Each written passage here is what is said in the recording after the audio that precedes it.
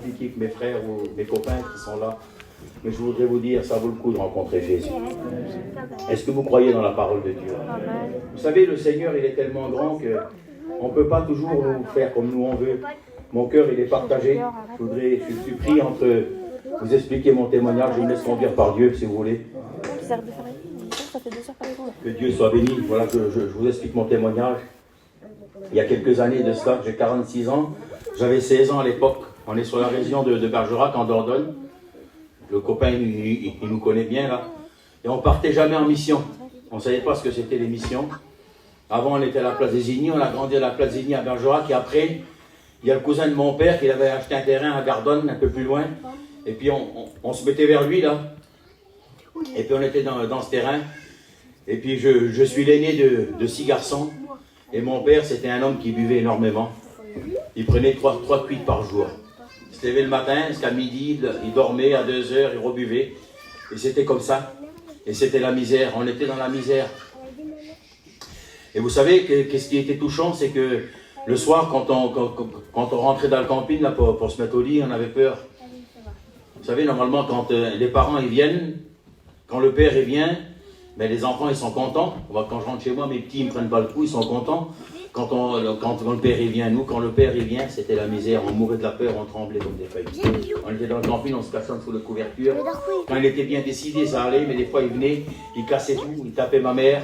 Et nous, on était là, on s'échappait dehors. C'était la misère, c'était tous les jours comme ça. On vivait dans un terrain là. Et personne ne s'approchait de nous, personne ne venait parce que c'était la misère. Et puis on était vraiment les plus malheureux qu'il y avait, c'était nous, on était pauvres comme des pierres. Et puis il faisait la ferraille, mon père.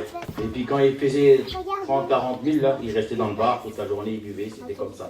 Et moi je marchais à pied, j'avais 16 ans, j'étais un petit jeune garçon. Et j'allais me promener comme ça vers la famille autour, vers la famille de mon père, là, vers la famille de ma mère. C'était des chrétiens, les gens. Je rentrais vers le monde, là. Je voyais, là, une table, des chaises normales. Les parents, les enfants assis à table en train de manger. Et puis, j'étais dans mon cœur, il y avait une jalousie qui venait. Je voyais la paix sur la table, là. Je ne comprenais pas ce que c'était. Nous, il n'y avait pas de table, il n'y avait rien. Il y avait que les cris, les paroles, la misère, la cigarette, la boisson, les cris. Et là, assis à table, là, ça mangeait dans la paix avec les enfants. Et puis moi, je voyais ça, la jalousie dans mon cœur. Et puis, vous voyez, mes petits cousins, là, ils s'achetaient des habits. Ils s'achetaient des pantalons, des baskets. Ils les plaçaient, ils les mettaient jamais. Alors, je leur disais, moi, je dis, pourquoi vous achetez ça et vous ne le mettez pas? Il dit, c'est pour aller à Gien, à la Convention. Je ne savais pas ce que c'était, moi. C'était un pèlerinage, comme si à Lourdes, ou je ne sais pas. Il dit, c'est pour aller à Gien. Et alors, il m'expliquait Gien. Alors, je tombais mort, moi. Il m'expliquait, c'est comme ça, c'est comme ça, c'est comme ça. Alors, après, ça restait dans mon cerveau, ça. Et puis, je rentrais chez moi, là. Je voyais le lot de tous les jours. Seigneur, quelle misère qu'on vivait. On vivait la misère, je ne peux pas vous expliquer. Personne venait parce qu'ils avaient peur. Mon père, il ne pouvait pas boire, les chrétiens en dernier. Il ne faisait que de boire, c'était la misère. Ses frères ne pouvaient pas rester à côté de lui. On était des malheureux. Mais un serviteur de Dieu, il est venu chez nous. Quelle importance de visiter. Quelle importance. Cet homme-là, il est venu dans le terrain. Seigneur. Il connaît, c'est le frère Joly, le Bergerac. Il est venu dans le terrain, là, cet homme-là, avec son vieux père, le vieux Janovis. Et puis, il parlait comme ça, là, et il regarde sur moi. Et puis, il dit, fils, il dit, je te remarche à pied comme ça, là. Il dit, demain, je m'en vais à Gien, passer vendredi, samedi, dimanche. Tu voudrais pas venir avec moi? Alors, cet homme-là, il voyait qu'il y avait un besoin d'un foyer. Moi, je voyais rien. Maintenant, je comprends que le Seigneur les avait envoyés. Et puis, mon père, il était là. Alors, quel père va laisser partir une petite 16 ans? Et puis, quel serviteur de Dieu va prendre la responsabilité de prendre quelqu'un que tu ne connais pas, des gens que tu ne connais pas, tu prends le petit, tu l'amènes là-bas, à 600 km. C'était vraiment une volonté de Dieu, vous avez compris. Et puis, quand cet homme-là, il dit sur mon père, si tu veux, prends ton petit avec, ça va lui faire du bien là-bas. Et puis, je voyais mon père, vous savez, c'est pas un homme méchant, quand il buvait, c'était la misère, mais c'était le plus gentil du monde. Et puis, je regardais mon père, et puis il dit, vas-y si tu veux aller, mon fils. Seigneur, je tombais mort qu'elle avait dit vas-y là. Mais j'avais peur de m'en aller pour ma mère et mes petits frères. Vous savez comment que c'était. Je dis, si je m'en vais, comment ça va se passer? Qui c'est qui va faire attention à eux? S'il va boire ce soir, il va me lire encore. Et puis, je crois que le Saint-Esprit avait tout conduit. Je dis, ben, je vais y aller. Et puis, je rentrais dans le camping, vous savez. Je rentre dans les détails pour vous faire montrer comment l'amour de Dieu est grand. Vous savez, pour ouvrir les placards, là, il n'y en avait plus de ça. Il cassait tout, lui. C'était tout à la vue. Et puis je regardais ce que je pouvais prendre, des habits, j'en avais pas beaucoup. J'ai pris un petit tricot que j'avais là, et sans rien du tout, sans un centime, sans rien. Je suis parti avec ce pomme-là dans ce camion. Et puis on est parti pour aller à Gien. Alors je ne savais pas comment c'était, moi jamais j'étais de ma vie là-bas. Et quand je suis arrivé à Gien, Seigneur, quelle beauté la mission. J'ai vu le grand chapiteau qui était monté là. J'ai vu tous ces campings, il y avait à l'époque, il y avait 3-4 000 campings qui étaient là. Je voyais tous ces gens, c'était la première fois que je voyais ça. J'étais surpris dans mon cœur, j'étais égaré. Jamais j'avais vu autant de campings réunis. Et je ne savais plus trop par où commencer. Et puis quand je suis arrivé là, c'était le vendredi soir. J'ai descendu du camion, il y avait des petits garçons que je connaissais, ils voulaient m'appeler pour aller courir, pour aller se promener. J'avais à peine 16 ans. Et j'écoutais, en tout chapiteau, la guitare. J'écoutais des cantiques comme ça. J'écoutais ça parler en manouche, ça chantait en manouche. C'était une soirée missionnaire. Je ne savais pas moi. Et j'étais attiré à l'un de ce chapiteau. C'était la première fois de ma vie que je voyais autant de personnes réunies. Et j'étais en tout chapiteau là. Et je regardais là-bas sur l'estrade, ça chantait, ça prêchait en manouche. Et dans mon cœur, il est venu comme quelque chose de bon. Je ne savais pas ce que c'était. C'était la présence de Dieu qui faisait ça. C'est venu dans mon cœur, une paix, une tranquillité comme ça. Et puis mes copains, je les ai fait partir. Et j'écoutais la réunion, ça parlait en manouche. Je dis, Seigneur, il parlant comme moi. C'était la première fois que j'écoutais ça. Et puis j'écoutais, ça rentrait dans mon cœur. Mais je ne peux pas vous expliquer comment. Ça me faisait du bien, Seigneur. Et j'ai fait une prière à Dieu. J'ai dit, Seigneur, le jour que je suis un chrétien comme ces personnes-là, je voudrais être un serviteur de Dieu comme ces hommes, mais je voudrais prêcher ta parole en manouche comme ces hommes-là. Voilà la prière que j'ai fait à Dieu. Et puis là, ça y est, le Seigneur, il avait rentré dans mon cœur. J'ai passé les 3 jours les plus beaux de ma vie. Mais il fallait que je rentre chez moi. Il fallait affronter encore chez moi. Alors j'avais le cœur comme ça, et puis j'ai monté dans le camion, là, puis il fallait rentrer chez nous. Puis j'ai rentré chez moi là-bas, puis cet homme-là, il m'a déposé dans le terrain encore. L'angoisse, le camion cassé, la camping, tout ça, là. L'herbe, elle avait poussé comme ça, on partait jamais. Et je regardais comme ça, je dis, Seigneur, encore, ça revenait les angoisses, mais dans mon cœur, il y avait quelque chose de nouveau. Il y avait quelque chose de bon, j'avais une joie, je mourais, j'avais honte. Je voulais lui dire à mon père, c'est qu'il serait comme Seigneur là-bas. Je croyais qu'il y avait là-bas la présence de Dieu. Moi, je ne savais pas que c'était partout à La Réunion. Je ne savais pas que c'était quand je me mets dans mon camping à genoux qu'il y a Jésus. Je ne savais pas que dans ma chambre, quand je prie, le Seigneur, il m'écoute. Je ne savais pas tout ça, je manquais d'enseignement. Mais aujourd'hui, je sais qu'il est vivant, amen. Je sais que le Saint-Esprit m'entend quand je prie. Et puis j'étais là, dans le terrain, là. Ils m'ont déposé, ces 2 hommes, et puis ils ont été chercher mon père. Et puis le camion, il était devant le bar, comme ça. Et il prenait ma mère avec. C'était un grand jaloux, elle n'avait pas le droit de le quitter 5 minutes. Elle n'avait pas le droit de regarder dans quelqu'un, pas le droit d'offrir un café. Elle prenait des coups toutes les minutes. Elle était dans le camion, comme ça, et lui, il était au bar. Et puis l'homme de Dieu, là, il a rentré dans le bar, cet homme-là. Il a rentré dedans, il l'a pris par l'autorité. Il a fait ça sur son épaule, il dit, alors, tu vas, qu'est-ce que tu fais? Alors mon père, il a vu cet homme-là, il était sous mon père, il dit, bois un verre, mon oncle. Il a bu un verre avec lui, il dit, écoute, maintenant ça s'arrête au nom de Jésus. Il ne comprenait pas l'autre. Quoi? Il dit, t'arrêtes maintenant au nom de Jésus, tu vas sortir d'ici. Ton petit, il a rencontré Jésus.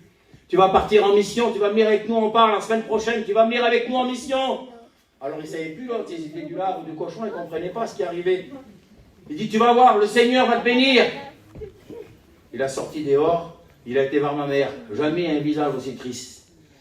Il a été voir elle, il a dit, ma petite, tu vas partir en mission, tu vas venir avec nous. Alors elle n'y croyait pas du tout, elle n'y croyait plus. Elle dit, tu crois mon oncle? Elle dit, écoute, si tu pries, si tu te places devant Dieu, le Seigneur, il va faire le miracle. Tu verras que le Seigneur, il va faire le miracle. Et puis moi, j'étais chez moi, j'attendais que mes parents viennent. Ils ont mis le camion, mes petits frères, ils étaient là. Et je voyais qu'il y avait un changement, il y avait quelque chose. Ils n'étaient pas tranquilles comme ça tournait en rond. Il disait, mais qu'est-ce qu'il t'a vu ce qu'il a dit l'homme? Il a dit qu'on va partir avec lui en mission, mais il est fou cet homme-là, qu'est-ce qu'il dit? Et il regardait toutes leurs affaires, c'était mission impossible. On n'avait pas 10 francs pour partir. Le camion, il était en miettes, il était accidenté, la campine, il n'y avait plus un carreau dessus. Mais si tu crois, tout est possible. Quand Dieu veut faire quelque chose, quand tu te sens oublié de tous, Dieu ne t'oublie pas. Parce qu'il est amour, Jésus, alléluia. Dieu voyait tout, lui, là. Et puis le serviteur de Dieu, certainement qu'il a prié, puis moi je me mettais à part aussi. Et puis le jour il est venu, là, un matin, mon père, il s'est levé, il était mieux, il n'avait pas bu, ma mère, il dit, Seigneur, on pourrait partir avec cet homme-là. Ils prennent la décision de partir, imaginez-vous le miracle. Mais on n'avait rien pour partir, et ma mère, elle est partie. Je me rappellerai toute ma vie par une gragie qu'elle connaissait. Une dame, c'était une protestante. Elle lui a prêté 50 000 à l'époque, 500 francs. Elle lui a prêté des sous là. Et puis l'homme, il est venu, il dit, demain on part, prépare tes affaires. Seigneur, on ne savait pas comment faire. On avait un J5 rallongé tellement qu'il y avait des bosses dedans. Plus de calandre, il y avait. Il n'y avait que 3 vitesses dessus. La première, la troisième et la quatrième. Imaginez-vous, je rentre dans les détails pour vous faire voir la puissance de Dieu. Et puis on est parti comme ça. On est parti comme ça faisait un bruit sur la route. On est parti de Bergerac, on est parti jusqu'à Pau. On a monté le chapiteau le soir à la réunion, tout le monde a donné son cœur à Dieu. La première réunion, ils ont donné leur cœur à Dieu. Et puis on avait des affaires chorables sur nous, de l'or, des affaires. Puis cet homme-là, il nous a mis ensemble. On s'est dit, venez là. Il dit, voyez, vous voulez être béni encore plus. Il dit, il faut vous enlever ça que vous avez sur vous là. C'est pas la gloire de Dieu. On a pris tout ça là, on a bouché dans la rivière. Quel poids qui est parti. On s'est débarrassé du monde. Frères et sœurs, il faut se débarrasser du monde. Parce que Jésus revient bientôt. Il n'y a que les choses saines qui rentreront dans le ciel. David disait, Seigneur, crée en moi un cœur pur. Crée en moi un cœur pur. Dieu est capable de créer en nous un cœur pur. Alléluia. Seuls les cœurs purs verront Dieu. Heureux les cœurs purs car ils verront Dieu. Et puis on a commencé à travailler pour Jésus. J'ai commencé à m'engager, je ne savais rien faire. J'ai commencé à apprendre à jouer de la guitare. Et je commençais à jouer de la guitare dans les réunions. Je passe vite. J'ai grandi comme ça, je me suis marié. Et j'ai été appelé à servir le Seigneur. J'étais aux études en 2005. J'ai fait mes études avec Neg, le responsable de l'église d'ici. On a fait nos études ensemble, c'était le plus beau moment de notre vie. Et je me trouvais chez moi à Vic, là, chez ma famille, à Vic en Bigorre, sur la place des Igniers. Et puis il y avait Enoch, c'est un missionnaire, ça fait longtemps qu'il travaille dans les pays de l'Est. Et moi à l'époque, j'avais fait un petit cantique en manouche, là. Et j'avais écrit ce cantique-là, je l'avais chanté, puis Stop, il l'a écouté. Et le soir, après la réunion, il a dit, restez ici, tous les étudiants, tous les serviteurs de Dieu. Et ça fait qu'on a resté, puis il est venu vers moi, il dit, t'as fait un beau cantique? J'ai écouté, oui. Il dit, écoute, je te propose quelque chose. Il dit, j'ai une équipe de 12 frères qui vient avec moi en Serbie, puis il y a un frère qui ne peut pas venir. Est-ce que tu voudrais prendre sa place? Je dis, Seigneur, comment je vais faire, moi? Le compte, il débordait, vous avez compris? Je dis, comment je vais faire, Seigneur? Ben, je dis oui à ce homme-là. Je dis oui, je mourrais, j'étais étudiant, je tombais mort. Ça fait que je dis oui à lui, puis je vais avoir ma femme m'empresser pour lui dire. Je dis, l'homme, il m'a appelé avec pour aller dans les pays de l'Est, en Serbie. Elle dit, elle a qu'à se passer devant Dieu. Ça fait qu'il dit, l'homme, il dit, on part dans 10 jours. Alors, vous comprenez, j'étais chiné comme j'avais de ma vie. J'allais chiner, j'essayais de ramasser un petit peu de sous pour laisser pour elle et pour payer mon billet d'avion. Et puis là, le jour, il est venu de partir. Il était 7 h du matin, j'attendais qu'il vienne me chercher pour aller à Toulouse, à l'aéroport. Jamais de ma vie, j'ai pris l'avion. Et j'attendais, là, j'étais avec ma valise, et j'avais jamais parti de chez moi. J'avais jamais parti 1 heure de chez moi, j'avais laissé jamais ma femme et mes enfants 1 heure, jamais j'étais parti. Alors, je voulais leur écrire un petit mot, quoi, ils dormaient. Alors j'ai arraché la boîte de sucre en haut, vous savez, là. Et j'ai écrit un petit mot pour ma femme et mes petits, et je suis parti dehors. Je suis parti dehors, là, et j'attendais, je savais qu'il allait se passer quelque chose de formidable. J'attendais le bus qui vient me chercher. Et de temps en temps, comme ça, il y avait comme des vagues de la présence de Dieu qui venaient sur moi. Je criais, merci Seigneur! Les gens, ils rouvraient les carreaux, je les ai mis encore. Et j'ai monté dans le bus, on arrive à l'aéroport, je passe vite. Et j'ai monté dans l'avion, jamais de ma vie, j'avais pris l'avion. Puis on a atterri à Belgrade, en Serbie. C'était la première fois de ma vie que j'allais dans les pays de l'Est. On a descendu là-bas, puis il y avait du monde que je ne connaissais pas, des chrétiens, des serviteurs de Dieu de là-bas. C'était la première fois de ma vie que je les voyais. Ils m'ont pris dans les bras. Ils m'ont salué, et puis je tombais mort. Je dis, Seigneur, c'est pas vrai que c'est des chrétiens comme chez nous, c'est les mêmes que nous. Ils ont le même Seigneur, ils sont remplis de la même présence de Dieu. Et puis je les prenais dans les bras, et puis j'avais honte, ça serait maintenant, j'aurais crié au secours, tellement j'avais envie de pleurer. Et puis on allait faire la réunion dans une petite église, on était attendus. La réunion, elle commençait à 6 h, et les gens, ils étaient à 4 h dans la réunion déjà. Ça priait pour le serviteur, ça priait pour la réunion. On était 12 personnes avec Enoch, là, et puis on a commencé à 6 h la réunion. Elle était pleine, il y avait à peu près une 50aine de personnes, ou 40 personnes dans cette petite église. Et puis Enoch, il avait traduit tous les témoignages, il avait prêché. Et puis c'était beau, il fallait prêcher en manouche, là. Puis c'était merveilleux. La réunion, elle était finie de 6 h à 8 h, la réunion finie. Et puis personne ne bougeait encore, il y avait un calme. Et puis Enoch, il dit, c'est pas possible, ils ne voulont pas s'en aller. Il dit, vous voulez une autre réunion? Oui, amen, on veut une autre réunion. Il dit, allez, on fait une autre réunion. Il dit, toi, tu vas prêcher sur moi. Il dit, Seigneur, tu es Enoch, tu n'as jamais prêché en manouche, je crois.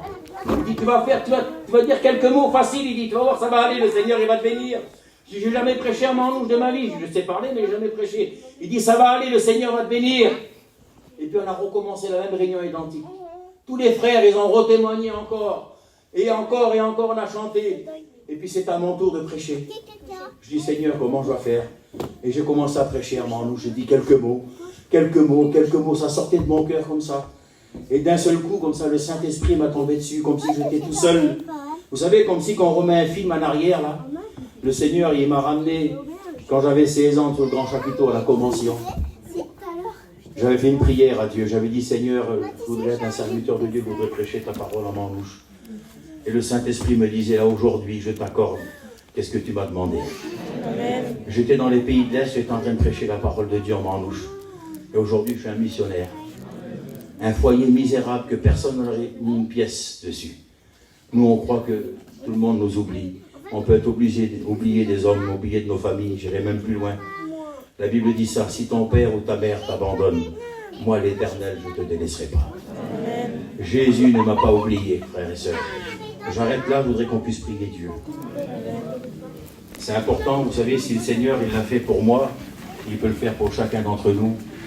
Je ne sais pas ce que tu as demandé, ou je ne sais pas qu'est-ce que tu attends de Dieu, mais je sais que Dieu est capable de faire quelque chose pour toi. Je chante un petit cantique pour vous, si vous voulez bien.